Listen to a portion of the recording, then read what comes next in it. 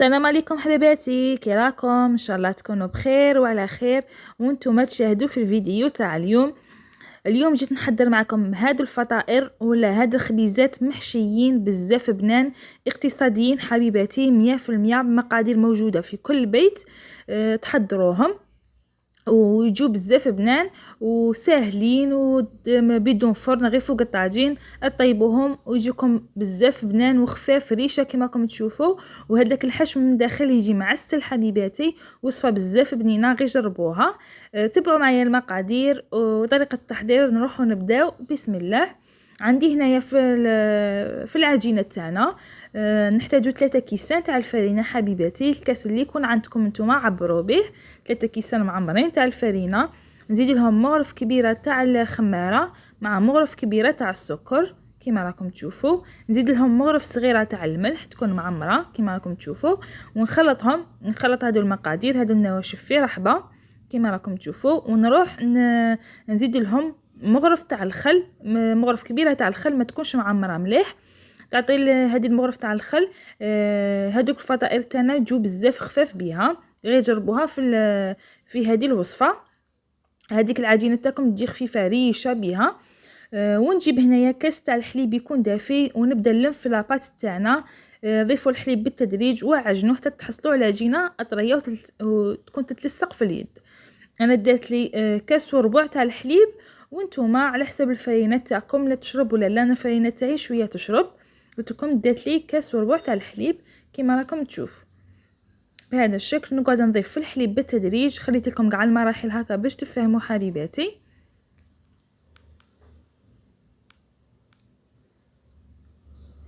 بعد ما لميتها كما راكم تشوفوا عجينه طريه كما راهي طريه وتتلصق في اليد، نروح نزيد عليها مغرف صغيره معمره مليح تاع الزبده حبيباتي. كما شفتوا في الاول ما درت لا زيت لا والو.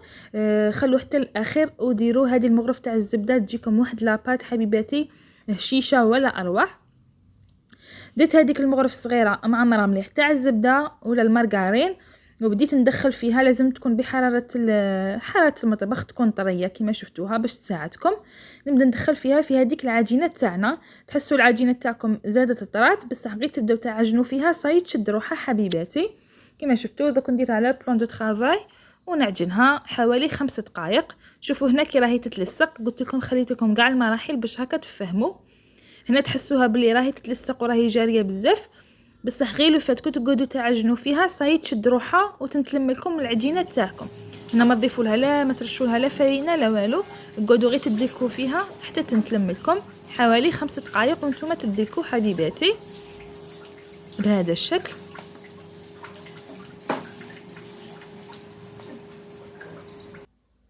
هنا بعد ما دلكتها 5 دقائق شوفوا القوام تاعها تجي، قلت لكم تجي طريه. نروح ندهن هذاك الريسيبيون بشويه تاع الزيت ونحطها ونغطيها ونخليها تضاعف لي الحجم تاعها حبيباتي. ونروحوا من جهه واحده اخرى نحضروا الحشو تاعنا باش يبرد لنا بهذا الشكل. في الحشو هنا بغيت نديركم حشو اقتصادي باش هكا كاع تجربوا الوصفه، ما بغيتش نكثر عليكم بزاف. هنا درت حبه تاع بصل تكون شويه كبيره، رابيتها كيما شفتوا، قليتها شويه، درت المقله شويه زيت فيها، ودرت هذيك الحبه تاع البصل المرابيه، وزدت هنايا قطعت حبه تاع فلفله قطعتها كيما شفتوا مربعات صغار هكا باش طيب لي مليح، وزدت قليتها مليح مع هذاك البصل. زدت هنايا شويه تاع فلفل الكحل وشويه تاع الثوم بودره تقدروا تستغناو عليه حبيباتي، وشويه تاع الملح حسب الرغبه كما راكم تشوفوا. تبغوا انا درت غير كميه صغيره تاع الملح ما كثرتش بزاف، خاطر من بعدها غادي نضيف الفرماج كما شفتوا. نقليهم مليح بعد ما يتقلاو لي مليح حبيباتي نروح نضيف حبه تاع طوماطيش تكون مرابيه، حبه تاع طوماطيش تكون متوسطه مرابيه. نزيد نقليها مليح ونخلي هذاك الحشو تاعنا حتى يطيب لي وينشف لي من هذيك الماء تاع الطوماطيش وكاع بهذا الشكل. ونطفي عليه الحشو تاعنا يكون واجد. هنايا اللي عندها فيونداشي ولا بولي اشي ولا قلت لكم كل وحده والمقدور تاعها. انا هنا كانت عندي وحده تاع طوماط، بعد ما طفيت على الخليط تاعي وكاع برد لي شويه رحت ضفت هذيك القابسه تاع الطون وزدت عليها زوج حبات تاع الفرماج، زوج مثلثات. هنا قلت لكم باللي اللي عندكم تقدروا تحشوا به، الحشو يبقى اختياري. انا قلت لكم هذا خليته لكم اقتصادي، وهنا كانت عندي غير شويه تاني تاع فرماج رابي ضفته، وانتم تقدروا تستغناو على هذاك الفرماج رابي ما تضيفوش حبيباتي.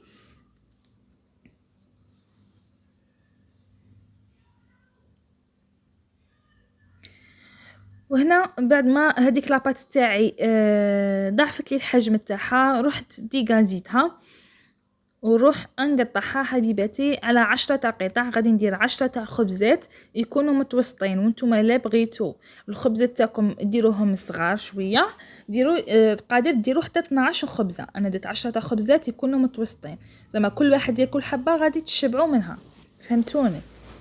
انا قسمتها على 10 قطع وبديت نشكل فيها كرات، ورحت رشيت بلا ولا حاجه اللي تحطوا فيها، رشيتها بالفرينه وحطيت هذوك الخبيزات تاوعي عليها وغطيت عليهم، وبديت نجبد بالحبه ونحل كيما راكم تشوفوا. هنا ما تعاودوش تخلوها تريح لكم ولا تمتم، تعاودوا تخدموا. هنايا شوفوا رشوا البلان دو طرافاي تاعكم بالفرينه باش هذيك العجينه ما تسقلكمش، وحلوا هنا لا تقدوا تحلوا كاع العجينه وتبداو تحشوا فيهم، حلوها. ولا ما تقدوش كيما انا حليت غير 5 الواله باش نوريهم لكم، حليتهم كاع في رحبه كيما كنتم تشوفوا راني نحل ونحط، ومن بعد نروح نحشيهم كاع في رحبه باش هكا الطريقه تجيني سهله. وانتم انا غير على خاطر التصوير درت غير نصف الكميه، وانتم في الدار حلوهم كاع في رحبه وبداو تعمروا فيهم وطيبوا ضربه واحده كيما راكم تشوفوا. هنايا حليتهم كاع، قلت لكم حليت انا 5 هادو الولا باش نوريهم لكم بسمك يكون ما ترقوهمش بزاف باش من تحت الحشو ما يبان لكمش. ونروحوا نجيبوا هذاك الحشو بعد ما يكون بارد مليح حبيباتي باش هذيك العجينه تاعكم ما تتقبلكمش. ونروح ندير هنا كميه تاع الحشو في فوق لاباط تاعنا في الوسط بهذا الشكل. هنا الكميه اللي تبغوها انا حوالي مغرف ونص باش هكا يجونا معمرين مليح ما يجوناش فارغين. وبديت هنا نغلق عليهم، شوفوا الفيديو راه يوضح لكم، نشد من الجوانب ونغلق بطريقه جد بسيطه كما راكم تشوفوا فيها حبيباتي. هنا خليت لكم كاع الفيديو باش هكا تفهموني مليح بهذا الشكل. قلت لكم عمروهم مليح باش هكا تاني ما يجيكمش فارغين، يجيكم معمرين مليح. وما ترقوش لاباط تاعكم بزاف في الاول، خاطر من بعد غادي نخبزوها. خاطر لا رقيتوها في الاول كي تجوا تلايموها كيما هكا من تحت غادي تنتقبلكم ولا بهذا الشكل. لموهم كاع بهذه الطريقه ونغلق عليها طريقه جد بسيطه حبيباتي. وهنا راني دايره الطاجين تاعي يسخن لي على نار تكون متوسطه، ولا بغيتو ديروا مقله تكون ثقيله ديروا مقله تكون ثقيله عادي. هنايا كيما شفتوا كاع شكلتهم بهذاك الشكل. ومن بعد هنا نجيب نرش الفرينه ونبدا نجيب بالحبه ونخبز في هذوك الخبيزات تاوعي، نخبزهم مليح مليح كيما راكم تشوفوا. هنا لقيتو فتحه من الاسفل ولا ثاني تغلقوها عادي كيما راكم تشوفوا فيهم. هنا راني نخبز فيهم غير بشويه باش هكا الحشو ما يخرج ليش، حتى تحصلوا على سمك يكون متوسط، ما ديروهمش رقاق كاع رقاق ومشي غلط تاني بزاف باش ما يجوكمش مقلبين بهذا الشكل. يجوكم بزاف خفيف هادو الفطائر حبيباتي، غير جربوهم. هنايا اغلقوا عليهم مليح باش هذاك الحشو ما يخرج لكمش، ونبداو نخبزوا فيهم. اصلا كي نحطوهم فوق الطاجين غادي يزيدوا يطلعوا لنا شويه. هنا شوفوا خليت لكم باش تشوفوا هنا اونكاو اذا زعما حسيتوا بلي نحلت لكم من تحت ولا ما تخافوش منها، عاودوا غلقوها عادي وصاي، ما تخافوش كاع منها، العجينه تساعدكم غايه. نحل هنا كاع نخمد دوك الخمسه خبزات تاعي اللي حشيتهم معكم بهذا الشكل، ومن بعد نروح نحطهم في الطاجين. الطاجين قبل ما تحطوهم فيه حبيباتي دهنوه بالزيت باش هكا الخبيزات تاعكم يجوكم حمرين شابين.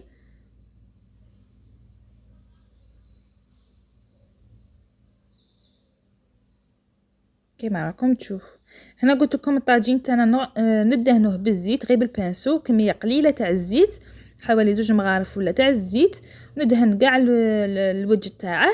ومن بعد نحط هذوك الخبيزات فوق الطاجين حبيباتي. تبداو تطيبوا غير بالحبات، ب4 حبات ولا ب5 حبات حتى تكملوا الكميه تاعكم.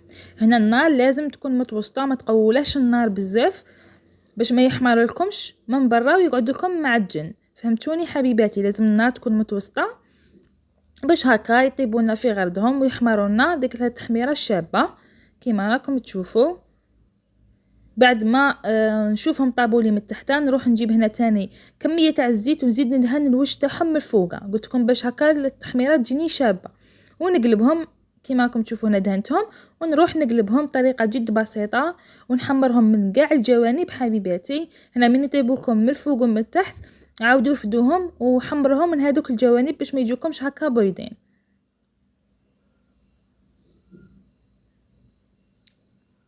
شوفوا اللون تاعهم كي يجي شباب يجي ذهبي يجي بزاف شباب اللون تاعهم. تبغوا تحمروهم اكثر من هاك حمروهم اكثر من هاك.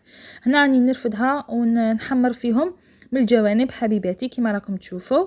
والنار راهي متوسطه قلت لكم ما تقووش النار بزاف. شوفوا يجوكم خفاف هادو الفطائر ما تشبعوش منهم.